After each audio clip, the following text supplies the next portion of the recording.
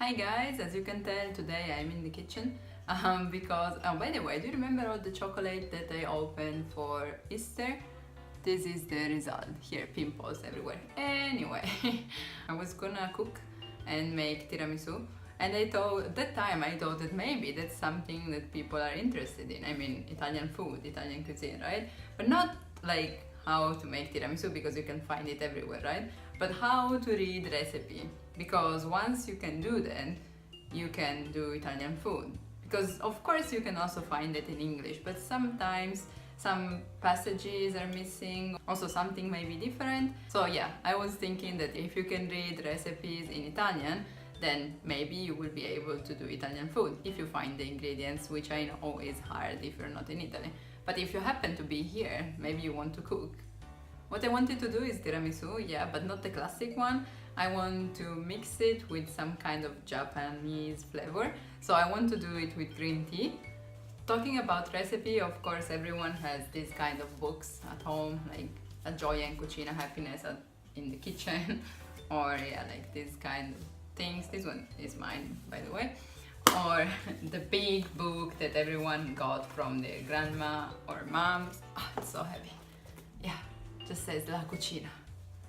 And you can find really, it's so heavy, everything in here. But, which is really great anyway. But since not everyone can have those, of course, I will just use a recipe that I found online. There are many websites, by the way. Maybe I will link some below that I usually use. But in this case, I just typed ricetta, which is the name for recipe, and tiramisu, and Google sent me to ricetta.it. So yeah, that's the website that I'm using if you're wondering. Also, every recipe kind of has different ingredients. Not really different ingredients, but like different amounts. I'm just doing what I want. I hope you don't mind. So yeah, let's go. We have mascarpone, which is the cheese that you use for tiramisu, eggs, uova, zucchero, sugar. This thing here is what you use to dip in the biscuits, which are savoiardi. As I told you, I'm using green tea, but if you're doing the traditional one, you will have cocoa and coffee here. Also, QB, quanto basta, basically means to taste, so you decide when it's enough. In recipe, you will often see words like terrina or contenitore. They both mean bowl. And these things here are called fruste da cucina. Whisk, I think it's in English. Mine are old, but they still work. And then it tells you, separate I tuorli dagli albumi. So to divide tuorli and albumi. Tuorli is the red part of the egg, the yolk, while albumi is the white one, so egg white. Sometimes you can also see il rosso dell'uovo, so the red of the egg, which still means tuorlo, or il bianco dell'uovo, the white of the egg. Unite I tuorli allo zucchero. So unite, combine, add I tuorli, the yolk, with sugar, zucchero, e montate per bene con una frusta. Frusta, we saw it before, is whisk. Montare, in this case, means to mix it, to whip until it gets like stiff. Meanwhile, you should put tea or coffee, whichever you're using there, so it gets a bit warm and it's not so hot when you're gonna use that. And then it tells you to do the same with the white of the egg, con gli albumi. We say montare a neve because it should look like snow. Neve is snow. A parte means aside, so in un altro contenitore, in another bowl. Unire, so combine, again, the same word. I tuorli, the yolks, montati con lo zucchero, so whipped with sugar. Poco alla volta means slowly. Il mascarpone è già fuori frigo, so already outside the fridge. So basically it doesn't have to be super cold. And then it says, add gently, delicatamente, a mano, by hand, so don't use la frusta anymore, gli albumi montati, the part which looks like snow, dal basso verso l'alto means from the bottom to the top, so it still stays kind of stiff. A verb that you will see often in this case is amalgamare, which still means to combine, to mix, to blend, like in this case.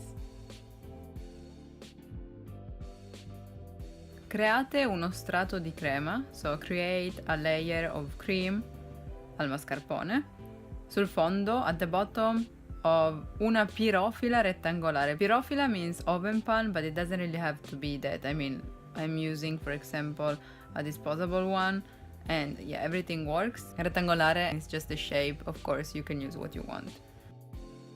Disporre literally means to organize, arrange, put in order. So put the biscuits that you already dipped in on both sides in the coffee, but quickly, because otherwise they will break, one next to the other.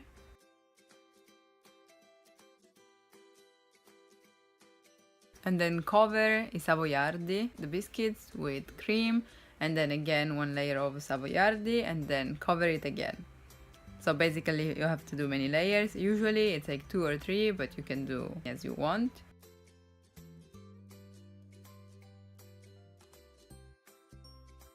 And then it says spolverizzare col cacao in polvere.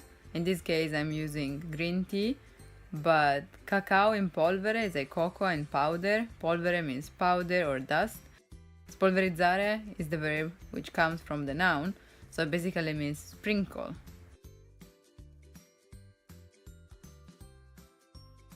And here it is, my green tea tiramisu.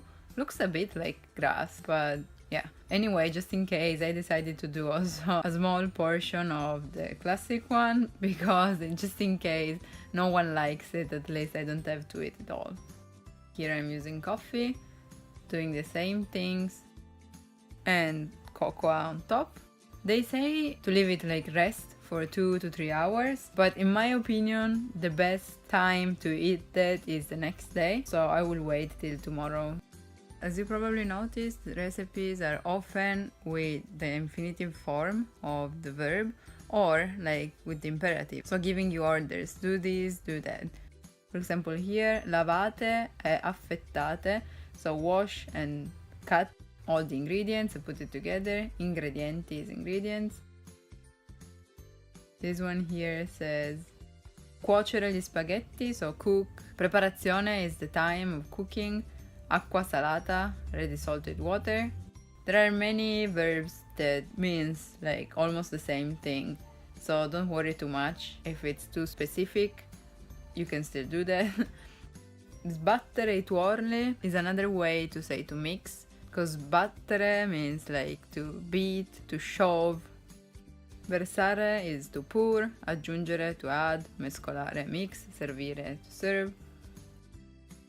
Contorni is side dish. It's also called guarnizioni, but it's like an old way to say that. In fact, this book is really old.